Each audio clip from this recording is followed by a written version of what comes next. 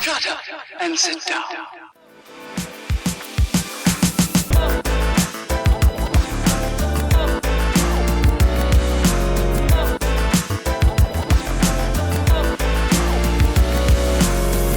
I'm Barry Markovsky. I'm a professor of sociology at the University of South Carolina.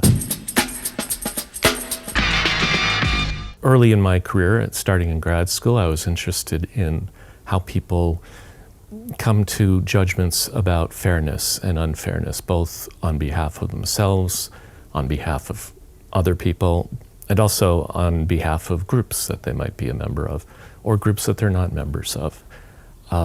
Other work has looked at how people achieve power based on their positions in networks, and other work has examined how sociology makes theories and how it can do better. Justice judgments or fairness judgments are really malleable. They're really manipulable in the sense that the environment heavily determines your sense of fairness. If you're comparing yourself to someone who is otherwise very similar to you but has earned more for the same work, you're going to feel like you got too little, and that's not fair.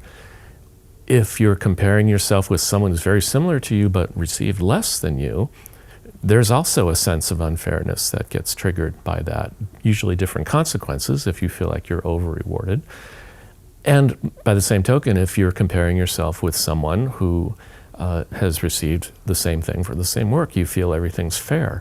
So the key there is that for X amount that you've received in this situation, that gets judged or interpreted as too much, too little, or just right, solely on the basis of these interpersonal or person group comparisons that you make. And I find that just fascinating. We like to think that what's fair is fair. We like to think that justice is kind of an absolute thing, but this kind of demonstrates that it's very much socially constructed.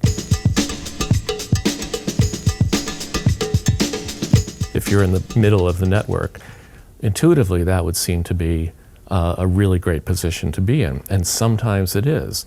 But whether or not being in the middle in a network is advantageous really depends on what other people around you are doing and how you're responding to them. So for instance, if you're the one in the middle, but you're just negotiating randomly with the other people, then you're not going to come to any advantage from that. And if meanwhile the other people are negotiating really strategically with you, then the ones on the periphery of the network actually can do better than you can. You can't just say social structure is everything and that determines who has power. And you can't just say individuals' negotiation and their charisma or their negotiating skills is really what's driving these. It's not. It's a combination of the two.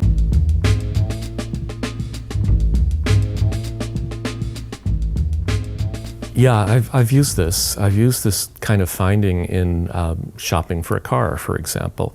If I know what kind of car I want and multiple dealers are selling it, I've done this multiple times actually.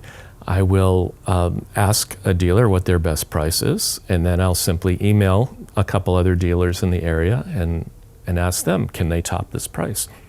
Some of them will, some of them won't. Some of them will get angry at me for doing this, but I don't care. And I go round and around until everybody is done negotiating with me. And the last time I did it, I saved $4,000. So it really works.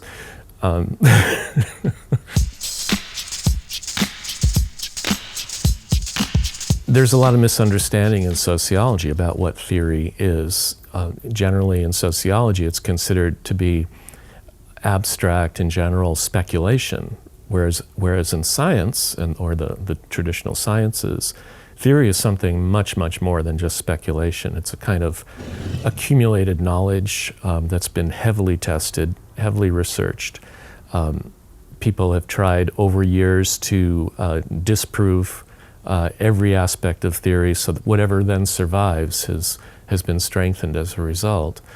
Theory of evolution by natural selection is just a shining example of an incredibly deep and broad theory with unbelievable levels of empirical support, with of course, millions of people trying to cut it down over the years, but it survives because it's so amazingly insightful. So I'm very much inspired by sciences outside of sociology, and I think they've inspired me to try to make sociology better.